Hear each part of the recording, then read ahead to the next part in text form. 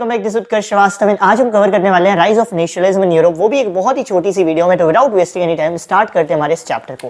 पहला टॉपिक है हमारा French revolution and the idea of nation. French revolution हुआ था 1789 में और ये पहला ऐसा रिवॉल्यूशन था जिसमें लोगों को रियलाइज हुआ कि उनके अंदर कितना क्रांतिकारी इंसान छुपा हुआ है। बेसिकली फ्रेंच रिवॉल्यूशन के टाइम पर कुछ कुछ स्टेप्स लिए गए थे फ्रांस के अंदर, सो दैट क्या किया जा सके, फ्रांस के लोगों को और भी एकजुट किया जा सके, कलेक्टिव बिलोंगिंग का सेंस डाला जा सके। वो जो स्टेप थे उनके बारे में एक बार पढ़ लेते हैं। पहला जो स्टेप था कि आइडिया ऑफ लॉ, पेट्री और ले सिटी उनको इनकरेज किया गया था। इनका सिंपल मतलब था कि लोगों को बोला गया था कि तुमको अपनी जन्मभूमि, कर्मभूमि, पितृभूमि पर गर्व होना चाहिए, जो तुम्हारी फ्रांस है उस पर गर्व होना चाहिए। दूसरी चीज क्या की थी, फ्रेंच को कॉमन लैंग्वेज बना दिया था सो दैट इजीली लोग मैसेज को कन्वे कर पाए आपस में। तीसरी चीज, एक नया ट्राइकलर फ्लैग अडॉप्ट किया गया था, पुराने मोनार्कियल फ्लैग को बदलकर। चौथी चीज क्या कर दी गई थी, जो कस्टम ड्यूटीज थी उनको हटा दिया गया था। पांचवी चीज, नई नई हिम्स को कंपोज किया था, जो लोग शहीद हुए थे फ्रांस में उनको सम्मानित किया था, कमेमोरेट किया था। और सिक्स्थ चीज क्या हुआ था, ईस्ट स्टेट जनरल का नाम बदलकर नेशनल असेंबली कर दिया गया था। अब इन 6 में से कोई भी 3 स्टेप याद कर लो, काम बन जाएगा आपका, ठीक है।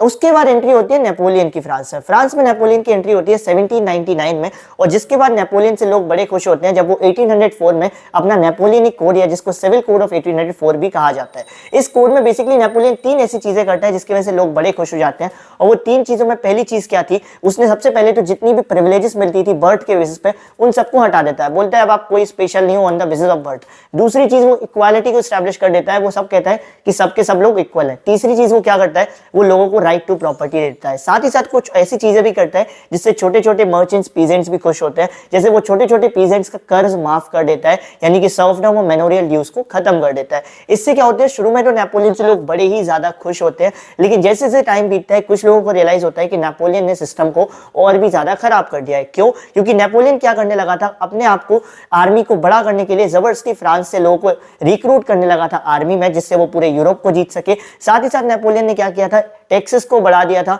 और साथ ही साथ क्या प्रिंट हो रहा है, क्या प्रिंट नहीं हो रहा है, हर चीज पर वो बिल्कुल ऐसी नजर रखे हुए था कि कुछ भी उसके खिलाफ प्रिंट ना हो जाए। जिसकी वजह से बाद में लोगों को रियलाइज हुआ कि नेपोलियन ने कुछ अच्छे काम किए हैं तो कुछ बुरे काम भी करके गया है फ्रांस के अंदर। उसके बाद ये नेपोलियन का चैप्टर खत्म होता है। फिर यहां से कहानी शुरू होती है यूरोप की। अगर आप 16-17 सेंचुरी के मैप को देखने जाओगे तो आपको दिखेगा यूरोप में कुछ ऐसा जर्मनी, इटली नाम से कुछ भी नहीं था। वहां पर सिंपली अलग अलग रीजन थे और उनको हम बुलाते थे, ये डच वालों का रीजन, ये फ्लेमिश रीजन, ये फ्रेंच रीजन, ऐसे बुलाते थे। कोई कंट्री नहीं थी। तो सवाल ये है कि कैसे यूरोप वाले लोग आपस में एक साथ आए और कैसे ये अलग अलग नेशंस क्रिएट हुए, इसको समझेंगे हमारे इस टॉपिक में। बेसिकली जो है हमारा the making of nationalism in Europe. तो कहानी शुरू होती है 2 ग्रुप से, एरिस्टोक्रेट्स और मिडिल क्लास के। एरिस्टोक्रेट ग्रुप वो ग्रुप हुआ करता था जो पावरफुल हुआ करता था, अमीर हुआ करता था, और माइनॉरिटी यानी कि ये कम नंबर में हुआ करते थे, और इन लोगों के पास बहुत ज्यादा जमीन जायदाद भी होती थी। और ये जो मिडिल क्लास लोग थे, इस ग्रुप में वो लोग आते थे जैसे जो इंडस्ट्रियलिस्ट होते थे, जो मर्चेंट्स होते थे, बिजनेसमैन होते थे, ये सब लोग मिडिल क्लास में आते थे। जो असली लड़ाई थी यूरोप के अंदर वो शुरू हुई थी मिडिल क्लास वर्सेस एरिस्टोक्रेट्स से ही। मिडिल क्लास को शुरुआत से दिक्कत थी कि एरिस्टोक्रेट्स लोगों को इतने स्पेशल राइट्स क्यों दिए जाते हैं। तो यहां से कहानी की शुरुआत होती है यूरोप के अंदर। तो रिवॉल्यूशन जो स्टार्ट हुआ था वो मिडिल क्लास लोगों ने स्टार्ट किया था, और उनका मेन एम था कि ये जो इक्वालिटी को एस्टैब्लिश करना और ये जो स्पेशल राइट्स मिल रहे हैं एरिस्टोक्रेट्स को, इन राइट्स का हटाया जाना। तो हम कह सकते हैं कि ये जो मिडिल क्लास थे इनके लिए आजादी का मतलब, लिबरलिज्म का मतलब क्या था, बेसिकली इक्वालिटी मिलना, और एरिस्टोक्रेट्स को जो स्पेशल राइट्स मिल रहे हैं उनको हटा देना। सिमिलरली अगर मैं पूछूं मार्केट के लोगों के लिए आजादी का क्या मतलब था उस टाइम पर, तो उनके लिए आजादी का मतलब ये नहीं था कि एक हमारा देश बने, कुछ नहीं। उनके लिए आजादी का मतलब था कि मार्केट की वो पॉलिसीज को हटा देना, टैक्सेस को हटा देना, जिससे मार्केट में हम अपने व्यापार को बढ़ा पाए। और इसी को लेकर क्या किया गया था, 1834 में प्रूशिया के इनिशिएटिव पर ज़ोलेवरीन बनाई गई थी, एक कस्टम यूनियन थी, और इस ज़ोलेवरीन का बेसिकली काम क्या था, मार्केट को फ्री बनाना। इसने 2 कदम उठाए थे। पहला कदम था इसने ट्रेड बैरियर्स को खत्म कर दिया था, और दूसरा इसने फ्रांस के अंदर 30 से, जो फ्रांस में बहुत सारी करेंसी हुआ करती थी, वहां 30 से करेंसी को सिर्फ 2 करेंसी कर दिया था, सो दैट व्यापार करने में आसानी हो। तो ज़ोलेवरीन का क्वेश्चन बहुत बार आता है क्योंकि कई बार बच्चे इसको मिस कर जाते हैं, तो इसको याद रखना। अगेन नेपोलियन का चैप्टर शुरू हो जाता है। ज़ोलेवरीन के बारे में हम समझ गए, यूरोप के बारे में समझ गए। अब समझते हैं नेपोलियन हारा कैसे। नेपोलियन हारा 1815 में, जब 4 कंट्रीज ने मिलकर क्या किया, नेपोलियन को हराया बैटल ऑफ वाटरलू में। 4 कंट्रीज कौन सी थी, BARP, Britain, Austria, Russia, Prussia. इन चारों कंट्रीज ने मिलकर नेपोलियन को हराया था। और उसके बाद ये चारों कंट्रीज ऑस्ट्रिया में जाकर मिली थी और उन्होंने एक ट्रीटी ऑफ वियना साइन की थी 1815 में, 1815 में। इस ट्रीटी ऑफ वियना में बेसिकली इन्होंने ये डिस्कस किया था कि हमको फ्रांस को आगे कैसे बढ़ाना है। इन्होंने पॉलिसी ऑफ कंजर्वेटिज्म को अपनाया। कंजर्वेटिज्म की पॉलिसी में बेसिकली ये कहती थी कि नेपोलियन के पहले जैसा फ्रांस था, हम वापस से फ्रांस को वैसा बनाएंगे। यानी नेपोलियन ने जो जो चेंजेस लाए हैं उन सब चेंजेस को हटा देंगे और फ्रांस को पुराने जैसा बना देंगे। तो यही पॉलिसी अपनाई इन चारों देशों ने और यही समझौता हुआ था ट्रीटी ऑफ वियना में। अब बेसिकली अगर मैं बोलूं, उस टाइम पर अगर आप रिवॉल्यूशनरी हो, उस टाइम पर अगर आप क्रांतिकारी लोग हो, तो इसका मतलब आप बड़े डेयरिंग हो। क्यों? क्योंकि क्रांतिकारी होना उसका मतलब उस टाइम पर सीधा सरकार से पंगा लेना। लेकिन कुछ लोग ऐसे होते थे जो सच में बहुत ज्यादा क्रांतिकारी थे। उन्हीं में से एक था फ्रांस में, यूरोप में और पूरे यूरोप में पॉपुलर था, वो था गिसेपी मैजनी। गिसेपी मैजनी का जन्म 1807 गेनोआ में हुआ था। इसने दो सोसाइटी बनाई थी, बहुत इंपॉर्टेंट है, यंग इटली और यंग यूरोप। साथ ही साथ ये सीक्रेट सोसाइटी ऑफ कार्बोनरी का मेंबर भी बना था। इसको 1831 में देश से निकाल भी दिया गया था। लेकिन इसका एम क्या था लाइफ का? इसका एम था कि ये इटली को एक सिंगल यूनिफाइड रिपब्लिक, एक सिंगल यूनिफाइड नेशन के रूप में देखना चाहता था और ये बहुत ही तगड़ा रेवोल्यूशनरी बंदा था। ठीक है, इसके बाद हम मूव करते हैं नेक्स्ट टॉपिक पे, that is the age of revolution 1830 to 1848। तो अभी तक आप नेपोलियन के बारे में समझ गए, फ्रांस के बारे में और मैजनी के बारे में समझ गए। अब समझते हैं रेवोल्यूशंस के बारे में। ये जो 1830 से 1848 का टाइम था, ये 18 साल, इस टाइम में बहुत सारे रिवोल्ट्स हुए और बहुत सारी सिचुएशन ऐसी हुई जिससे लोगों को बहुत ज्यादा सफर भी करना पड़ा। कहानी शुरू होती है ग्रीक वॉर ऑफ इंडिपेंडेंस से। 1821 में जो ग्रीस था वो बेसिकली ओटोमन टर्की का हिस्सा था, लेकिन ग्रीस वाले डिसाइड करते हैं कि हमको अपनी एक इंडिपेंडेंट नेशन बनानी है, जिसकी वजह से जो ग्रीस के लोग हैं वो क्या करते हैं, अपने लिए लड़ाइयां लड़ना शुरू करते हैं 1821 से। यानी कि ग्रीक वॉर ऑफ स्ट्रगल शुरू होता है 1821 से और इन लोगों को देश के बाहर रह रहे लोगों से भी बड़ा सपोर्ट मिलता है। यहां तक कि पोएट्स और राइटर्स भी ग्रीक वॉर ऑफ इंडिपेंडेंस को सपोर्ट करते हैं। ऐसे एक पोएट ग्रीस से हुए जिनका नाम था लॉर्ड बायरन। ये तो ग्रीक के लिए लड़ने भी गए, बाद में इनका 1824 में फीवर की वजह से डेथ हो जाती है। और इतना सब स्ट्रगल के बाद ऑलमोस्ट 10-11 साल के बाद 1832 में एक ट्रीटी ऑफ कॉन्स्टेंटिनोपल साइन होती है, जिसकी वजह से ग्रीस क्या हो जाता है, ग्रीस इंडिपेंडेंट नेशन बन जाता है और ग्रीस को आज़ादी मिल जाती है एक देश की तरह रहने की। अब इन सब प्रोसेस में आप कहोगे, इन सब प्रोसेस में पोइट्स, आर्टिस्ट, इन सब का क्या रोल होता था? इनका एक बहुत ही इंपॉर्टेंट रोल होता था। ये जो पोइट्स और आर्टिस्ट थे, ये कुछ कुछ इस तरीके से चीज़ों को लिखते थे, ऐसे ऐसे एफर्ट्स करते थे सो दैट ये नेशनलिज्म की फीलिंग को, देशभक्ति की फीलिंग को ज़्यादा से ज़्यादा लोगों तक पहुंचा पाए और लोगों को मोटिवेट कर पाए। ऐसे ही एक थे जर्मन के हमारे जोहान गॉटफ्रीड हर्डर। इनका तो मानना बेसिकली ये था कि अगर तुमको जर्मन की असली संस्कृति के बारे में जानना है, असली कल्चर के बारे में जानना है, तो तुमको जर्मन के लोगों के बीच में जाना पड़ेगा। That the true German culture can only be discovered among the common people. और जर्मन के लोगों को बोला जाता था डास वॉल्क। ठीक है, इसीलिए उन्होंने कहा कि अगर आपको जर्मन का असली कल्चर जानना है तो डास वॉल्क के बीच में जाना पड़ेगा। साथ ही साथ लैंग्वेज को भी एक प्रोटेस्ट सिंबल के रूप में यूज किया गया। लैंग्वेज की मदद से भी कई सारे लोगों ने क्या किया, प्रोटेस्ट किया। इसका क्लियर एग्जांपल है, जब जो रशिया वाले थे, इन्होंने पोलैंड पर कब्जा कर लिया था, तो इन्होंने पोलैंड में बोला था सबको कि आपको रशिया ही बोलनी पड़ेगी, रशियन लैंग्वेज बोलनी पड़ेगी।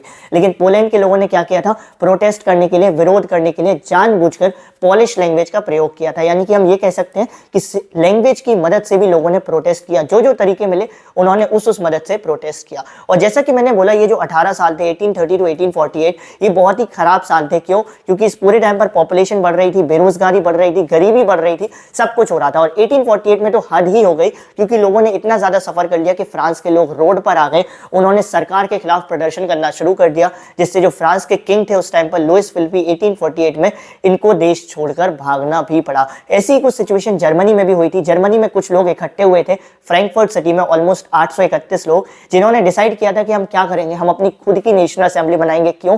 क्योंकि ये राजा तो हमारी कुछ सुन नहीं रहे हैं। तो इन्होंने क्या किया था, 18 मई 1848 को ये 831 लोग फ्रैंकफर्ट पार्लियामेंट की तरफ गए थे और इन्होंने बोला था आज हम राजा के सामने क्या करेंगे, अपने कॉन्स्टिट्यूशन की डिमांड रखेंगे और भी कई सारी डिमांड रखेंगे। इनको बहुत उम्मीद थी कि इससे कुछ बहुत अच्छा होने वाला था, लेकिन बाद में इनके साथ भी वही हुआ जो बाकी सभी रिवॉल्यूशंस में होता था। जो राजा थे प्रूशिया के, उन्होंने क्या किया था, आर्मी को भेजकर इन सबको भगा दिया था। तो इस तरीके से हमने देखा कैसे 1830 से 1848 तक इतने सारे रिवोल्ट्स होते रहे और इन्हीं रिवोल्ट से लोग मोटिवेट होते चले जा रहे थे। लोगों के अंदर और भी ज्यादा क्रांति आती जा रही थी। बस उनको जरूरत थी डायरेक्शन की, और वो डायरेक्शन मिला उनको 1848 के बाद, जब जर्मनी और इटली यूनिफाई हुए। यानी कि next topic, the making of Germany and Italy. Unification of Germany में हम देखते हैं कि 1848 में बहुत सारे रिवोल्ट हो चुके थे जर्मनी को यूनिफाई करने के लिए, लेकिन कोई खास फायदा नहीं निकला। लेकिन फिर प्रूशिया ने कहा कि मैं करूंगा किसको, जर्मनी को इंडिपेंडेंट। प्रूशिया ने क्यों चार्ज लिया? क्योंकि प्रूशिया को उसमें फायदा दिख रहा था कि जर्मनी को अगर वो यूनिफाई करेगा तो जर्मनी के रिसोर्सेज को वो यूज भी कर पाएगा। तो प्रूशिया के जो चीफ मिनिस्टर होते हैं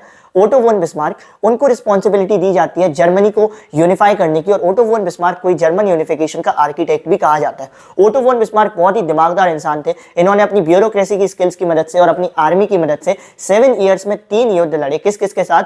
ऑस्ट्रिया, डेनमार्क और फ्रांस के साथ। और एट द एंड इन्होंने प्रोशिया की विजय करी और जर्मनी को यूनिफाई किया। और 18 जनवरी 1871 को जर्मनी यूनिफाई हो चुका था और जो केशर विलियम वन थे वो जर्मनी के यूनिफाइड जर्मनी के पहले एम्परर बने थे। ऐसी ही कुछ कहानी हमारी इटली की भी थी। इटली क्या था? इटली 7 स्टेट्स में डिवाइडेड था, जिसमें से सिर्फ एक स्टेट ऐसी थी सार्डिनिया पीडमोंट करके, जहां पर जो रूलर था वो इटली का रहने वाला था। बाकी 6 के 6 स्टेट्स में कोई और ही रूलर था, कोई और ही राजा था। तो सार्डिनिया पीडमोंट क्या करती है? जिम्मेदारी लेती है इटली को यूनिफाई करने की। और सार्डिनिया पीडमोंट के जो किंग थे, किंग विक्टर इमैनुअल II, वो भी अपने चीफ मिनिस्टर को बुलाते हैं और बोलते हैं सुनो काउंट डी कैवियोर, तुम्हारी रिस्पॉन्सिबिलिटी है इटली को यूनिफाई करने की। अब जो काउंट डी कैवियोर थे वो बहुत ही डिप्लोमेटिक इंसान था, बहुत ही समझदार इंसान था। और ये क्या करते हैं? ये फ्रांस की मदद से और अपनी डिप्लोमेसी स्किल्स की मदद से सबसे पहले 1859 में ऑस्ट्रिया को हराते हैं। उसके बाद 1860 में ये लोकल पीजेंट्स की मदद से, लोकल वर्कर्स की मदद से स्पेन को हराते हैं और कई सारे रिवॉल्यूशनरी लोगों के साथ राजा के पास जाते हैं। 1861 में वो बोलते हैं किंग विक्टर इमैनुअल से कि मैंने इटली को यूनिफाई कर दिया। और 1861 में किंग विक्टर इमैनुअल II क्या बन जाते हैं? इटली के फर्स्ट एम्परर बन जाते हैं, यूनिफाइड इटली के फर्स्ट एम्परर बन जाते हैं। ये तो बेसिकली प्रोसेस था जर्मन और इटली यूनिफिकेशन का। अब देखते हैं the strange case of Britain. Britain का केस थोड़ा अजीब था, क्योंकि जैसा मैंने कहा कि 16-17 सेंचुरी पर ब्रिटेन में कोई भी देश नहीं था। ब्रिटेन अलग अलग रीजन्स में डिवाइडेड था। ये इंग्लिश का रीजन, ये स्कॉटिश का, ये आयरिश का, ये फ्लेमिश का, ये डच का, ऐसे रीजन में डिवाइडेड था। तो सवाल ये होता है कि सबसे पहले तो ब्रिटेन खुद कैसे बना और फिर ब्रिटेन में ये अलग अलग देश कैसे आए? तो ब्रिटेन बना था 1707 में, जब इंग्लैंड और स्कॉटलैंड के बीच में एक एक्ट साइन हुआ था जिसका नाम था एक्ट ऑफ यूनियन। इंग्लैंड और स्कॉटलैंड ये एक्ट साइन करते हैं जिसकी वजह से ब्रिटेन बनता है, यूनाइटेड किंगडम ऑफ ब्रिटेन। और इस एक्ट की वजह से इंग्लैंड को बहुत ही ज्यादा पावर मिल गई थी पूरे ब्रिटेन को कंट्रोल करने की। और फिर इस ब्रिटेन ने क्या किया? एक एक करके बहुत सारे देशों को अपने अंदर लेना शुरू किया। जैसे सेम चीज इन्होंने क्या की थी? आयरलैंड में भी की थी। आयरलैंड में बेसिकली क्या था? आयरलैंड में 2 ग्रुप हुआ करते थे, कैथोलिक्स और प्रोटेस्टेंट की। और जो प्रोटेस्टेंट थे ये इंग्लिश लोगों को सपोर्ट किया करते थे और जो कैथोलिक्स थे वो इनको सपोर्ट नहीं किया करते थे, जिसकी वजह से कैथोलिक्स और प्रोटेस्टेंट में लड़ाई होने लगी। और इस लड़ाई का फायदा ब्रिटेन ने उठाया था और जबरदस्ती आयरलैंड को 1801 में 1801 में यूनाइटेड किंगडम ऑफ ब्रिटेन का पार्ट बना लिया था। तो बेचारे आयरलैंड के साथ भी बहुत ही बुरा सलूक हुआ था। ठीक है, मूव ऑन करते हैं नेक्स्ट टॉपिक पे, जो है विजुअलाइजिंग द नेशन। बेसिकली उस टाइम पर क्या होने लगा था? 18th-19th सेंचुरी में जो राइटर्स थे, जो पोइट्स थे, जो आर्टिस्ट थे, उन्होंने कुछ कुछ सिंबल्स का इस्तेमाल करना शुरू किया था, जिसकी मदद से वो क्या करते थे? जिसकी मदद से वो नेशनलिज्म की फीलिंग को जगाने का कोशिश करते थे। क्योंकि कई सारे लोग ऐसे थे जो एजुकेटेड नहीं थे, पढ़ नहीं सकते थे, तो वो लोग क्या करते थे? इन सिंबल्स की मदद से मोटिवेट हो जाते थे। जैसे क्या होता था? ब्रोकन चेन, अगर जंजीर टूटी हुई है तो उसका क्या मतलब होता है? उसका मतलब होता है आजादी मिलना। एक और चीज होती है क्राउन ऑफ ओक लीव्स, अगर ओक लीव्स का आपके सिर पर सहरा है तो इसका मतलब है आपके अंदर हीरोइक स्पिरिट है। जो तलवार थी, तलवार का मतलब था कि आप लड़ने के लिए हमेशा तैयार हो। साथ ही साथ जो अलग अलग तरीके के फीमेल एलिगरी को भी इस्तेमाल किया गया था। बेसिकली क्या किया गया था उस टाइम पर? इन्होंने क्या किया था? जो आर्टिस्ट थे इन्होंने अलग अलग देशों को एज अ फीमेल रिप्रेजेंट किया था। जैसे जर्मनी को रिप्रेजेंट किया था एज जर्मेनिया। आपकी बुक में स्टार्टिंग में फ्रेडरिक सॉरियो ने भी एक इमेज बना रखी है जो उसने बनाई थी 1848 में, जिसमें आपको सारे सिंबल मिल जाएंगे, मसाल भी देखने को मिल जाएगी, जिसमें आपको एक white lady, statue of liberty जिसको हम कह सकते हैं, वो भी आपको देखने को मिल जाएगी। सब कुछ देखने को मिलता है। तो सिंबल्स का मदद किया गया मोटिवेट करने के लिए, लोगों को नेशनलिज्म की फीलिंग को स्प्रेड करने के लिए। इसमें आप प्लीज ये याद कर लेना किस सिंबल का मतलब क्या होता है, ये एमसीक्यू में कई बार आता है। मूव ऑन करते हैं इस चैप्टर के लास्ट टॉपिक पर, nationalism and imperialism. Imperialism basically क्या होता है? पहले के टाइम पर कंट्रीज जो होती थी, पावरफुल कंट्रीज, वो कोशिश करती थी कि लेस पावरफुल कंट्रीज को अपने कंट्रोल में ले लें, और इसी सिस्टम को हम इंपीरियलिज्म बोलते थे। और इसी वजह से पूरा बल्कान इशू हुआ था। तो इंपीरियलिज्म बेसिकली क्या था कि जो पावरफुल कंट्रीज थी वो लेस पावरफुल कंट्रीज को कंट्रोल करने की कोशिश करती थी, और यही पूरा हुआ था बल्कान इशू में।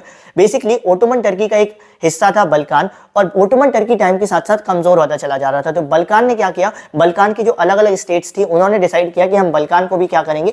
इंडिपेंडेंट करेंगे। लेकिन दिक्कत ये आ रही थी कि सारी जो स्टेट्स थी उनके आपस में बहुत ही जेलस फील करती थी वो आपस में, और उनके बीच ये दिक्कत थी कि अगर बल्कान इंडिपेंडेंट हुआ तो बल्कान पे रूल कौन करेगा, जिसकी वजह से बल्कान के अंदर इंटरनली बहुत कॉन्फ्लिक्ट होने लगे। साथ ही साथ बल्कान के अंदर जब कॉन्फ्लिक्ट चल रहे थे अलग अलग स्टेट्स के बीच में, तो बाहर के जो कुछ वर्ल्ड पावर थे जैसे रशिया, जर्मनी, इंग्लैंड, इनकी नजर नजर भी बल्कान पे थी क्योंकि ये भी बल्कान को कंट्रोल करना चाहते थे, जिसकी वजह से बल्कान के बाहर बड़े बड़े देशों के बीच में भी कॉन्फ्लिक्ट शुरू हो गए। और इससे क्या हुआ, बल्कान के बाहर कॉन्फ्लिक्ट, बल्कान के अंदर कॉन्फ्लिक्ट, यानी कि ओवरऑल एक इंटेंस कॉन्फ्लिक्ट का माहौल बन गया। और यही पूरा हमारा एक बल्कान इशू बना जो बाद में जाकर वर्ल्ड वॉर 1 का एक बहुत बड़ा रीजन बना। और ये वर्ल्ड वॉर 1 का रीजन बना और यहाँ पर ये रीजन के साथ हमारी पहला चैप्टर खत्म होता है और साथ ही साथ पूरी हिस्ट्री की सभी वीडियोस भी खत्म होते हैं। आई होप सो आपने पांचों वीडियोस देख ली होंगी, हिस्ट्री की बहुत छोटी छोटी वीडियोस है।